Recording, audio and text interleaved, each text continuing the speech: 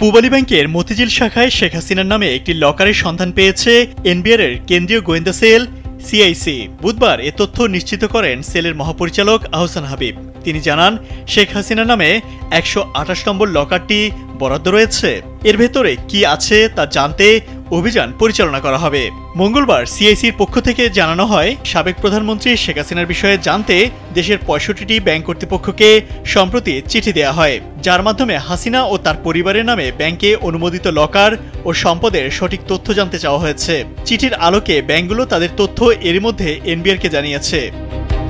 জানা গেছে, যে কোনো ব্যাংকে লকার খুলতে সাধারণত দুটি চাবির প্রয়োজন হয়, যার একটি গ্রাহক এবং অপরটি ব্যাংকের নির্ধারিত কর্মকর্তার কাছে থাকে। কাম অন ব্রো, এসব অনেক কিছু আসবে আর যাবে, এক্সপার্ট কিন্তু থেকেই যাবে। একক চাবি দিয়ে কখনোই এই লকার খোলা যায় না, আবার লকার আটকাতেও দুটি চাবির প্রয়োজন হয়। জানা গেছে, ক্ষমতায় থাকা অবস্থায় দুবার নিজে উপস্থিত হয়ে মতিঝিলের পূবালী ব্যাংক শাখার ওই লকার খুলেছিলেন শেখ হাসিনা।